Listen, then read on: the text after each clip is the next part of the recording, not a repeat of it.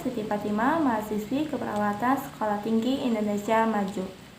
Nah, teman-teman, kali ini saya akan membahas tentang sindrom premenstruasi pada remaja putri. Saya mengambil materi dari salah satu jurnal yang berjudul Pengaruh Teknik Relaksasi Otot Progresif Terhadap Perubahan Tingkat Kecemasan Menghadapi Premenstrual Syndrome atau PMS. Masa remaja adalah masa transisi yang ditandai oleh adanya perubahan fisik, emosi, dan psikis. Masa remaja antara usia 10-19 tahun adalah suatu periode masa pematangan organ reproduksi manusia dan sering disebut masa pubertas ini menurut Setianingrum 2015. Salah satu ciri yang menandai masa pubertas yaitu menstruasi. Ini menurut Nur 2011. Salah satu gangguan sebelum menstruasi yaitu premenstruasi syndrome. Angka kejadian PMS cukup tinggi, yaitu hampir 75% wanita usia subur di seluruh dunia mengalami PMS. Pada wanita Indonesia yang mengalami gejala premenstruasi sindrom cukup tinggi, yaitu 80% sampai 90%. Dan kadang-kadang gejala tersebut sangat berat dan mengganggu kegiatan sehari-hari. Ini menurut Pudiastuti 2012. Indonesia, angka prevalensi ini mencapai 85%. Dari seluruh remaja yang mengalami premenstruasi sindrom, sekitar 60-70%.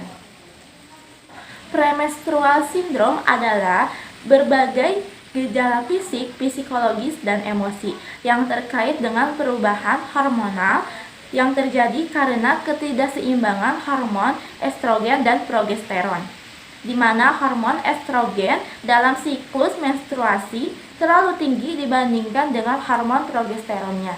Ini menurut Saryono dan Sejati 2009. Sekitar 80-95% perempuan mengalami gejala-gejala premenstrual syndrome. Dapat mengganggu aspek dalam kehidupannya. Gejala fisik yang sering dirasakan saat PMS antara lain kram, nyeri perut, nyeri payudara, perut kembung, berat badan meningkat, kelelahan, nyeri sendi, sakit kepala hingga sulit untuk tidur atau insomnia.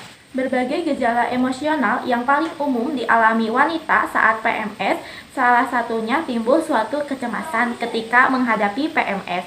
Nah, sedangkan kecemasan pada saat PMS dapat berdampak secara fisiologis, kognitif, maupun afektif.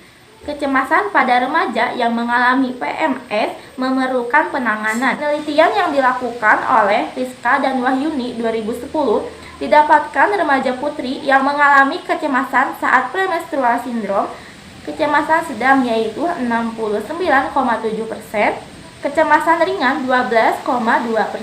Salah satu cara non-farmakologi menurunkan kecemasan menghadapi premenstrual syndrome yaitu dengan teknik relaksasi. Ini menurut Prof. Ferawati dan Misaro 2009. Salah satunya adalah teknik relaksasi otot progresif. Relaksasi otot atau relaksasi progresif merupakan suatu metode yang terdiri peregangan dan relaksasi sekelompok otot, serta memfokuskan pada perasaan rileks. Nah, manfaat dari relaksasi otot progresif ini yaitu untuk menurunkan ketegangan otot dan mengurangi tingkat kecemasan. Tingkat kecemasan menghadapi premenstrual syndrome atau PMS sebelum dilakukan teknik relaksasi otot progresif pada siswi kelas 7 di SMPN 1 Bendo Kabupaten paling banyak dalam kategori kecemasan sedang, yaitu sebanyak 9 responden atau 60,0%.